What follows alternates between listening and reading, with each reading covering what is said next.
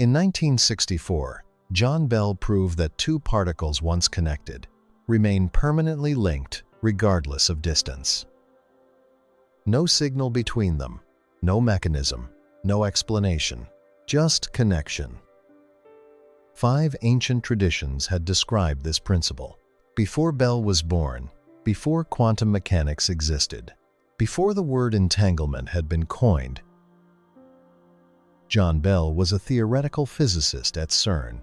He was not looking for ancient wisdom. He was trying to resolve a technical debate between Einstein and Bohr about the nature of quantum measurement. What he proved in a 1964 paper that initially received almost no attention was that the universe is fundamentally non-local. Two particles that have interacted cannot be fully described as separate systems. Measure one and the other responds instantly, regardless of distance. Einstein had called this spooky action at a distance and rejected it. Bell proved Einstein was wrong. In 2022, the physicists who experimentally confirmed Bell's theorem received the Nobel Prize in Physics. The universe is connected in ways that have no classical explanation. 5 ancient traditions had been teaching this as their foundational principle for more than 3,000 years. The Vedic tradition called it karma, the principle that no action is ever truly separate from its consequences, regardless of time or distance. The Egyptian tradition called it ma'at, the cosmic web of interconnection through which every action reverberates. The Taoist tradition called it interdependence. Nothing in the 10,000 things exists independently of everything else. The Buddhist tradition called it pratītyasamutpāda, dependent origination, the teaching that no phenomenon arises without conditions and no conditions exist separately. The Sufi tradition called it Wahdat al-Wujud, the unity of being, in which apparent separation is the fundamental illusion. 5 names. 1. Quantum principle. To understand why 5 ancient traditions were describing quantum entanglement, you need to understand precisely what Bell proved. Before Bell's theorem, physicists assumed the universe was local and realistic. Local. Things can only be directly influenced by their immediate surroundings. Realistic. Particles have definite properties independent of whether they are measured. Bell proved that the universe cannot be both. Either particles do not have definite properties until measured, or measuring one particle instantaneously affects another, regardless of distance. Subsequent experiments confirmed it is the second. Particles that have interacted remain entangled non-separable, no matter how far apart they travel. Physicists now characterize quantum entanglement through 3 properties. Non-locality, the entanglement operates regardless of distance.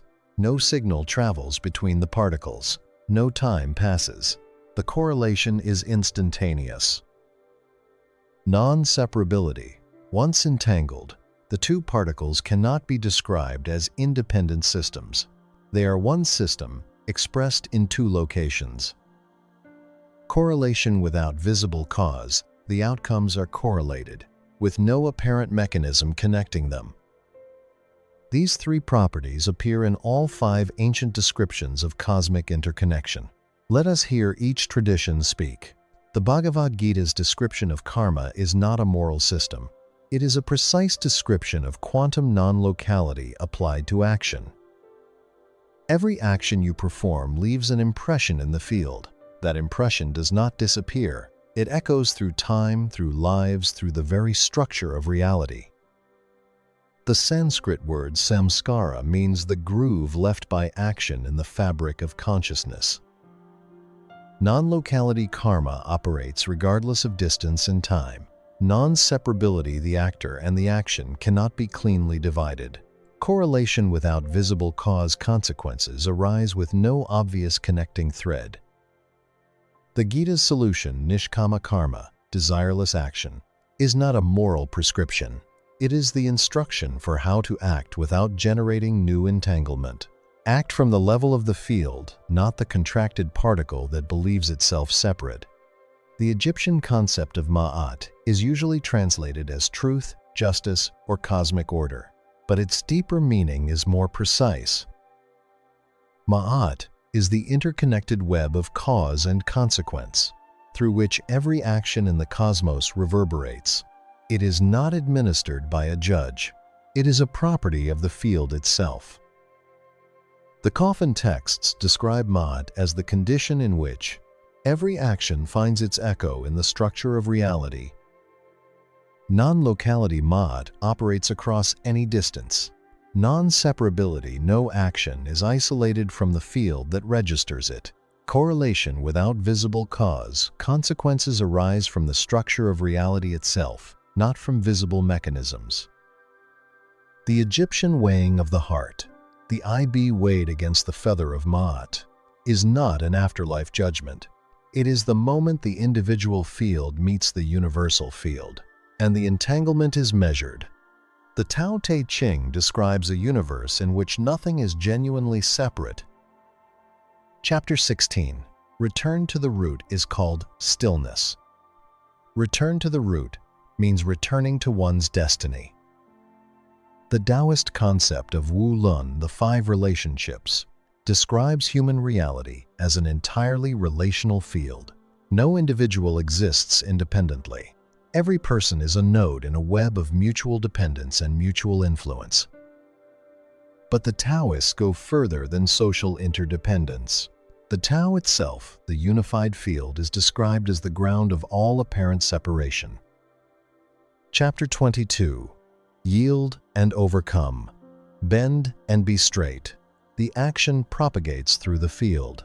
The response arrives not through visible mechanism, but through the nature of the Tao itself. Non-locality, non-separability, correlation without visible cause. The Buddhist teaching of pratītyasamutpāda, dependent origination, is the most systematically developed ancient account of quantum entanglement. Its core principle, this being, that becomes. From the arising of this comes the arising of that. This not being, that does not become. Nothing arises independently. Everything is conditioned by everything else. Every phenomenon is entangled with the conditions from which it arose and with which it continues to interact. The Buddhist philosopher Nagarjuna, writing in the 2nd century CE, developed this into a complete metaphysics of non-separability, sunyata emptiness, meaning empty of independent, self-sufficient existence. Every phenomenon is empty of selfhood because every phenomenon is entangled with all others. This is quantum non-separability stated as a philosophical principle 18 centuries before Bell's theorem. The Sufi tradition offers the most direct statement of all five. Ibn Arabi, writing in the 13th century, described Wahdat al-Wujud as the recognition that apparent separation between phenomena is the fundamental illusion. The cosmos is the self-disclosure of the real in the mirrors of possible things. Each possible thing is a mirror, and each mirror perfectly reflects every other. This is Indra's net in Sufi language. Every point in the field contains the information of the whole. Every apparent individual is entangled with every other. Ibn Arabi then draws the practical conclusion that all five traditions share. The suffering of the apparent individual arises from the belief in genuine separation. The end of that belief, recognized directly, is the recognition of what quantum non-separability describes mathematically. There never was a separate particle. There was only the field appearing as two. Before the convergence, notice something. Think of a person in your life, someone important.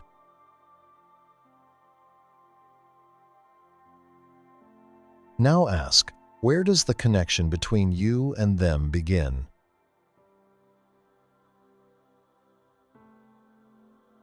At the surface of your skin?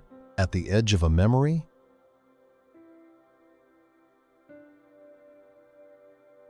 The five traditions would say the question assumes a separation that was never real. The connection is not between two separate things. It is the field expressing itself as two apparent things. Bell's theorem proved it mathematically. 5 ancient traditions had described it from the inside. Let us see the convergence precisely. All 5 traditions describe quantum entanglement through the same 3 properties. Non-locality. Karma operates across any distance or time. Ma'at reverberates through the entire cosmic web. The Tao connects all without mechanism. Pratītyasamutpāda, everything conditioned by everything, regardless of distance. Wahdat al-Wujud, each mirror reflects every other, across any separation. Non-separability. The actor and the samskara cannot be divided. The individual IB is non-separable from Ma'at. No thing in the Tao exists independently. Every phenomenon is empty of independent existence. There is only one existence, the apparent two are expressions of the one. Correlation without visible cause. Consequences arise from the quantum structure of the field, not from visible threads. All 5 traditions describe this as the fundamental property of reality, not an exception to it.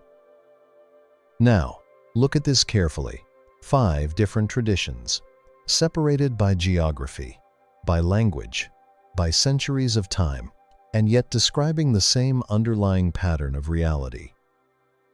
In the Vedic tradition, they called it karma or samskara, actions leaving invisible imprints, rippling beyond space and time, non-local, non-separable, and often with no visible cause.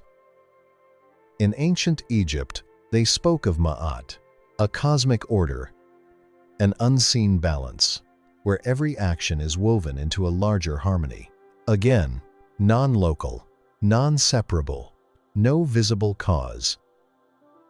The Taoists described interdependence, the idea that nothing exists alone. Everything arises with everything else. No separation, no isolated cause, only a web beyond what the eye can see. Buddhist philosophy called it pratītyasamutpāda, dependent origination. Nothing arises independently. Every event is linked, conditioned, interconnected, beyond locality, beyond separation, beyond simple cause and effect. And in Sufi mysticism, Wahdat al-Wujud, the unity of all existence. Not many things, but one reality, appearing as many. No true separation, no isolated origin, only a single, unified field. Now, add the final row.